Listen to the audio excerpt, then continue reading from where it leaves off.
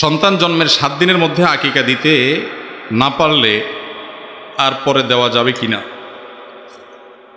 সন্তান জন্মের পর আকিকা দিতে হবে কোন দিনে? 7ম দিনে। প্রশ্নকর্তা ভাই লিখেছেন 7 দিনের মধ্যে দিতে হবে। 7 দিনের মধ্যে বলতে 7ম দিনে দিতে হবে, 6 দিনের দিন না, 5 দিনের দিন না। যেদিন জন্মগ্রহণ করেছে তার 7 দিন পরে না, 7ম দিনে। 7ম দিন মানে কি? যেদিন জন্মগ্রহণ করেছে শিশু সেটাকে 1 ধরে এরপরে 2, 3 গুনতে গুনতে 7 হবে, যে সেই দিনে কি দিতে হবে? আকিকা দিতে হবে। এটা হলো ওই দিনে আকিকা দেওয়াটা হলো সুন্নাত। আর যদি 7ম দিনে দিতে না পারেন, কোন কোন বর্ণনায় 14তম এবং 21তম দিনে কোথাও আছে। এই দিনগুলোতেও যদি দিতে না পারেন, অনেক সময় বাবার হাতে পয়সা কড়ি ছিল না, তাহলে সেক্ষেত্রে কি করবেন?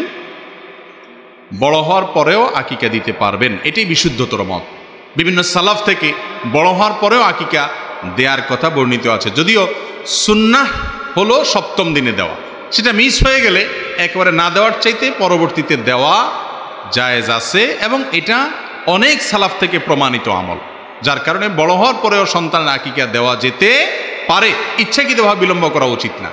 আমাদের দেশে আকিকার এই আমলটার ব্যাপারে একটা বিরাট অবহেলা আমাদের আছে। সেটা হলো, বিশেষ করে আপনার এই কুমিল্লা, নোয়াখালী, লক্ষ্মীপুর, ফেনী অঞ্চলে যারা একটু প্রবাসে থাকে বেশি, তাদের বাচ্চা কাচ্চা হলে আকিকা দেওয়ার জন্য বলে যে বাপ আসুক তারপরে দেব। আছে না এটা?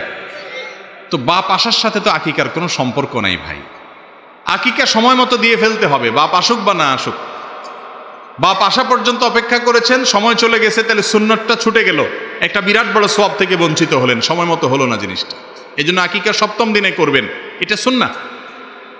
আবার অনেক সময় দেখা যায় যে আকিকার ব্যাপারে আমাদের অনেক ভাইরা আছেন, অনেক মানুষ আছেন যারা আকিকা এটাকে বলেন যে এটা একসাথে কোরবানির সাথে দেব, কারণ তখন তো পশু জবাই করবো একসাথে, তখন কি দিয়ে দিব? আকিকাও দিয়ে দিব। এটাও সুন্নাহর খেলাফ কাজ ভাই। কোরবানির পর্যন্ত অপেক্ষা করবেন কেন? হ্যাঁ, আপনার সন্তানের আকিকা যদি 7ম দিনটা কোরবানি ঈদের দিন হয় তাহলে দেন, ভিন্ন কথা। কিন্তু 7ম দিনকে বিলম্ব করতে করতে ইচ্ছাকৃত কোনো বিশেষ ওজোর ছাড়া শেষ পর্যন্ত নিয়ে গেলেন, তাহলে একটা সুন্নাহ ছুটে গেল। এই বিষয়টা আমাদেরকে খেয়াল রাখতে হবে ইনশাআল্লাহ।